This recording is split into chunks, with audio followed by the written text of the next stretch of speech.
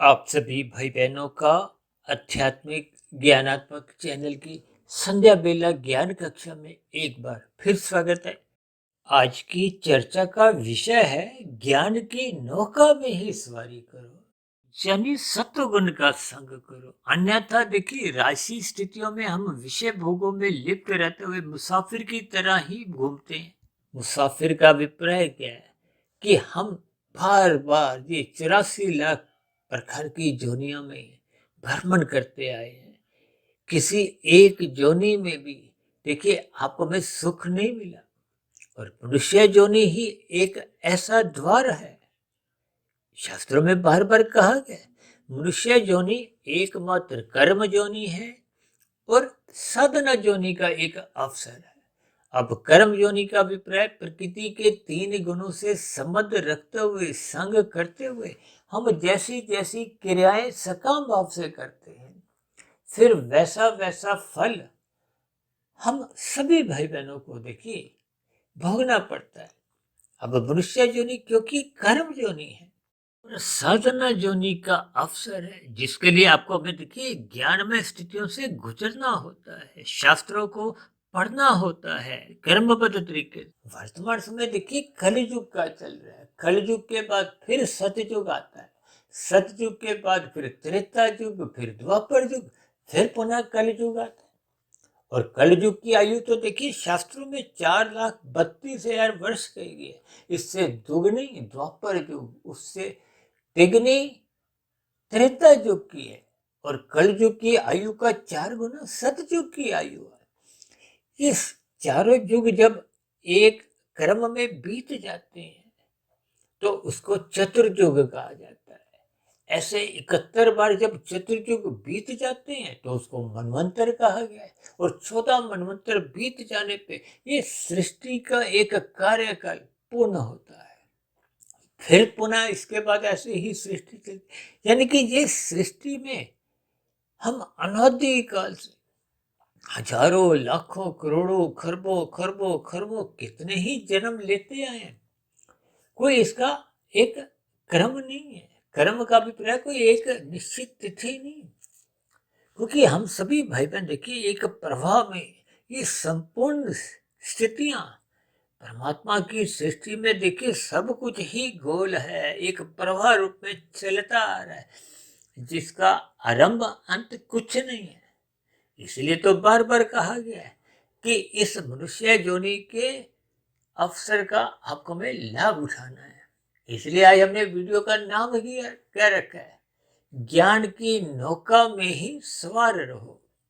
यानी कि प्रकृति के जो 3 गुण नित्य आपके हमारे जीवन में आते हैं। देखिए शाम को सूर्य के डूबते ही, अस्त होते ही तमोगुण के 8 घंटे की स्थितियां बनती हैं, उसके बाद फिर 8 घंटे सतोगुण की आती है।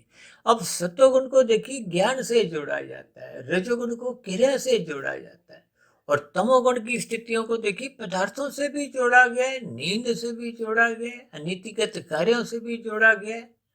यानी कि कुल मिलाकर तमोगुण की एक शास्त्रों में ही एक निंदा रूप में अधिक कहा गया है। इसीलिए इसको देखिए नींद में गुजारने का ही एक प्रावधान है। और ये जो रजोगुण की स्थिति है इसको एक मर्यादा में रखने के लिए, क्योंकि रजोगुण में संसारी विषय भोग विशेष रूप से आपको हमें लुभावने लगते हैं। स्त्री पुरुष का जो एक आपसी आकर्षण है, ये भी रजोगुण के ही कारण ही है। शास्त्रों में तो कहा गया है कि संसारी सुख को विधि पूर्वक धर्मानुसार, इसलिए तो 4 पुरुषार्थों में धर्म प्रथम स्थान पर रखा गया। धर्म का अभिप्राय क्या है कि जब हम अपने कर्तव्य कर्मों का पालन करते हैं, अपने उत्तरदायित्वों को समझते हैं, आपके हमारे व्यवहार में मानवता इंसानियत बनी रहती है, हम स्वयं भी सुखी रहे और दूसरों को भी दुखी नहीं करें, उनके सुख में भी एक अपना योगदान दें, ताकि आपका हमारा सुख भी सुनिश्चित हो, क्योंकि फिर यही स्थितियां दूसरे भाई बहन भी आपके सुखों के लिए अपना योगदान देते हैं, जिसको अक्सर हम अपनी चर्चाओं में देखिए लाल बत्ती पे रुकने से, हरी बत्ती पे चलने से, ये एक सहयोग की स्थितियां हैं।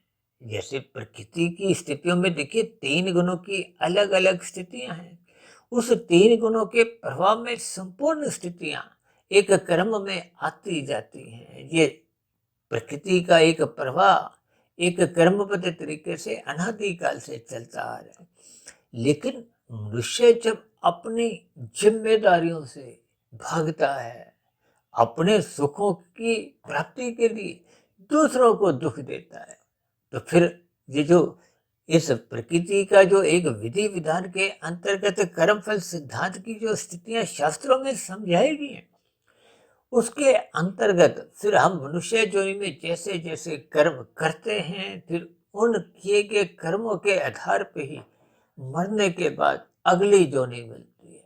और यदि हम इस मिले हुए जीवन में ये जन्म मरण के बंधन से मुक्ति पा जाते हैं, देखिए आपके मेरे 3 शरीर हैं। जन्म मरण की स्थितियां स्थूल शरीर की होती है, सूक्ष्म शरीर और कारण शरीर तब तक बना रहता है जब तक आपका मेरा मिला हुआ मनुष्य योनि ये अंतिम जन्म नहीं बन जाता। अंतिम जन्म का अभिप्राय क्या है कि जब इसका सिम कार्ड, इसका कारण शरीर समाप्त हो जाता है। समाप्त होने का अभिप्राय शास्त्रों में इस कारण शरीर में जब बुरे संस्कार, तामसी राशि, देखिए रजोगुण को अप्रत्यक्ष रूप से कुसंग कह देते, तमोगुण को तो प्रत्यक्ष रूप से ही कुसंग कहा जाता है।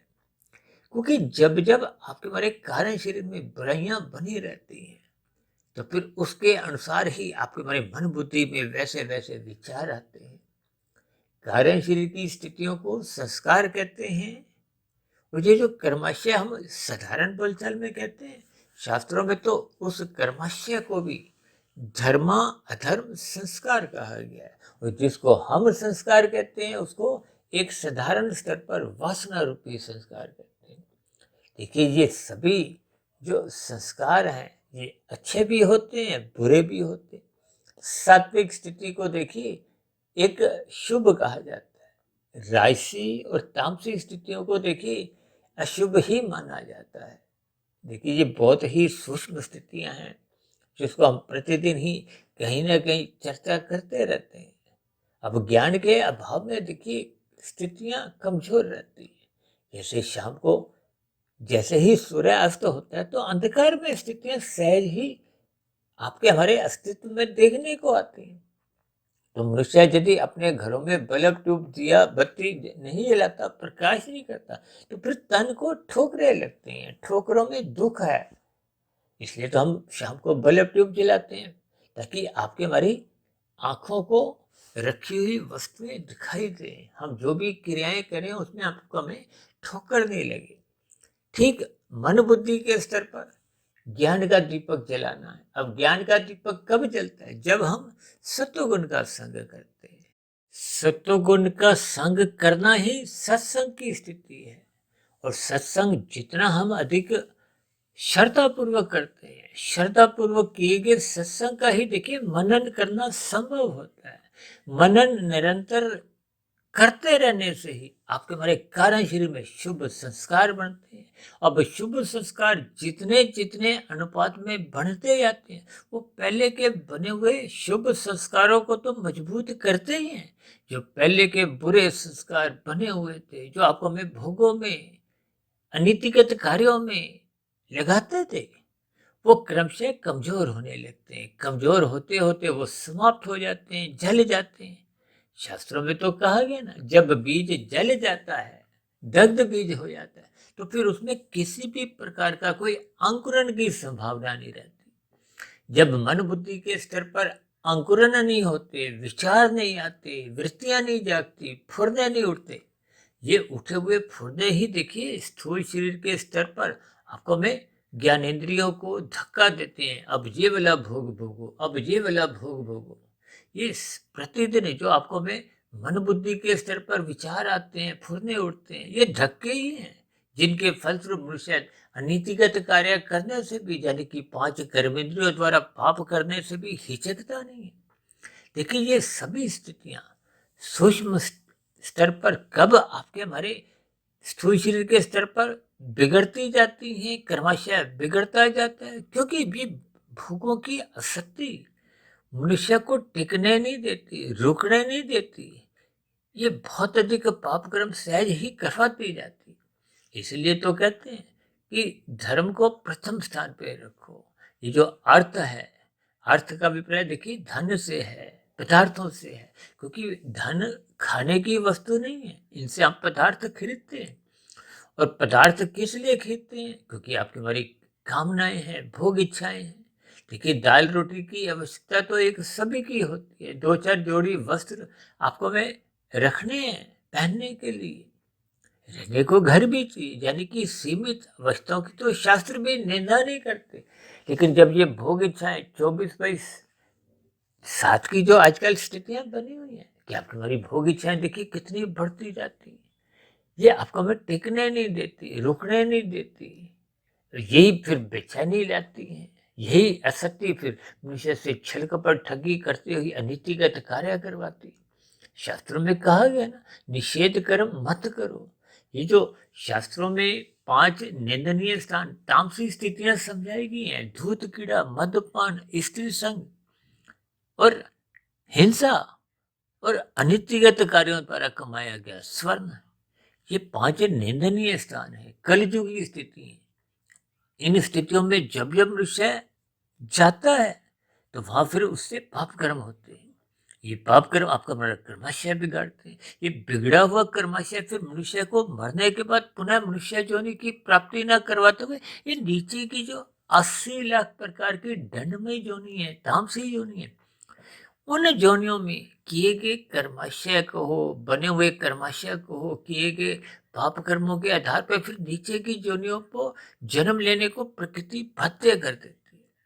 इसलिए आज हमने देखिए वीडियो का नाम ही क्या रखा है, ज्ञान की नौका में ही सवारी करो। सवारी करने का अभिप्राय कि प्रकृति के सत्वगुण का संग विशेष रूप से करो। ब्रह्म मुहूर्त में उठो, रात को जल्दी सो जाओ। रात को मोहनात्मक स्थितियां होती हैं। स्थूल शरीर के स्तर पर विषय भोगों की वासनाएं मनुष्य को उत्तेजित करती हैं, देरी तक जगाती हैं, जो मनुष्य को ब्रह्म मुहूर्त में उठने नहीं देती। जब मनुष्य ब्रह्म मुहूर्त में उठ नहीं पाता, यानी कि ज्ञान रूपी नौका में अपने आप को स्थित नहीं करता, तो फिर वो दिन में जब ये संसारी भोग विषय तो उस सागर रूपी स्थितियों में आपको में धकेलते हैं, तो मनुष्य फिर डूबने लगता है। डूबने का अभिप्राय तमोगुण में घिरने लगता है। तो ये रजोगुण और तमोगुण की स्थितियां मनुष्य की कार्यशील की स्थितियां बिगड़ने लगती है, कर्माशय बिगड़ने लगता है और संस्कार बिगड़ने लगते हैं। कुल मिलाकर आपकी हमारी जो एक कार्यशील की स्थितियां हैं वो बिगड़ते बिगड़ते आपका हमारा जो एक आत्मा का ज्ञान है वो कमजोर कर देती है, आवृत कर देती है, समाप्त करने के आसपास की स्थितियां उत्पन्न कर देती है, जिसके फलस्वरूप परमात्मा से आपकी हमारी विमुखता बन जाती है। और विमुखता होने पे फिर संसार ही अच्छा लगता है। संसार के प्रति ही आपका हमारा एक लोलुपता बनी रहती है। और ये लोलुपता कहो, विषय भोगों की आसक्ति कहो, ये मनुष्य से बहुत अधिक पाप कर्म करवाते रहते हैं। गीता में भी भगवान श्री कृष्ण जी ने अर्जुन के रथ के 5 घोड़ों की लगाम स्वयं अपने हाथ में रखते हुए यही एक उपदेश दिया कि भोग्य विषयों को आवारागर्दी करने से रोकने के लिए आपको में सत्संग करना है। ये मन की लगाम से एक नियंत्रित रखना है। और मन को देखिए बुद्धि की लगाम से नियंत्रण में तभी रखा जाता है जब बुद्धि निरंतर सत्संग करती है, सात्विक बुद्धि बनी रहती है, परमात्मा की स्मृति बनी रहती है, गुरु की आज्ञा में आपकी हमारी दिनचर्या एक व्यवस्थित रहती है। ये सभी स्थितियां देखिए क्रमबद्ध तरीके से आपके हमारे जीवन में जब बनना आरंभ होती है, यानी कि हम ज्ञान की नौका में जब सवारी कर लेते हैं, तो ये संसार का जो भोग सागर है, इस भोग सागर में डूबने नहीं देती और धीरे धीरे परमात्मा की ओर नजदीकियां उत्पन्न करते करते आपको में परमात्मा के नजदीक ले जाती है। देखिए जब हम सतोगुण में अपने आप को स्थित कर लेते हैं, सात्विक स्थिति मजबूत बना लेते हैं, तो फिर ये संसारी विषय भोग या रजोगुण एक मर्यादा में बने रहते हैं, ताकि आपके हमारे स्थूल शरीर के स्तर पर अवस्थाओं की पूर्ति होती रहे। तो फिर फलस्वरूप मनुष्य तमोगुण में नहीं गिरता, तो फिर जी अधोगति की स्थितियां उत्पन्न ही नहीं होती। इसलिए हम सभी भाई बहनों को अपने मिले हुए जीवन में सत्वगुण का संग श्रद्धापूर्वक करते रहना होगा। उस किए गए श्रद्धापूर्वक सत्संग का निरंतर ब्रह्म मुहूर्त में चिंतन मनन करते हुए अपने कार्यशील में शुभ संस्कार बढ़ाने होंगे, ताकि हम ज्ञान रूपी नौका में निरंतर अपनी आध्यात्मिक उन्नति के दरवाजे खोलते हुए परमात्मा की नजदीकियां प्राप्त करें। क्योंकि परमात्मा ही एकमात्र आनंद स्वरूप सत्ता है, जिसको पाकर हम ये जन्म मरण के बंधन से मुक्ति पा सकते हैं। तो ऐसी सभी शुभ स्थितियां हम सभी भाई बहनों के जीवन में भी बनना आरंभ हो। इन्हीं शुभ कामनाओं के साथ चर्चा विशेष को आप यही विश्राम देते हैं। कल सुबह फिर मिलते हैं ब्रह्म मुहूर्त ज्ञान उपदेश कक्षा में। तब तक आप अपने आध्यात्मिक मित्र सुधीर भाटिया फकीर को इजाजत दें। फिर भी वीडियो संबंधित आपके मन में कोई प्रश्न उठ रहा हो, कोई मेरी ही कही गई बातों पर आपको किसी प्रकार की कोई आपत्ति हो, शिकायत हो, तो आपके प्रश्नों का, आपके सुझावों का और आपकी शिकायतों का नीचे दी गई कमेंट्स बॉक्स पर और प्रश्नोत्तर ज्ञान कक्षा में सदा ही स्वागत है। चर्चा विशेष को यही विश्राम देते हैं। आप सभी भाई बहनों का इस चर्चा विशेष को ध्यानपूर्वक सुनने के लिए बहुत बहुत धन्यवाद।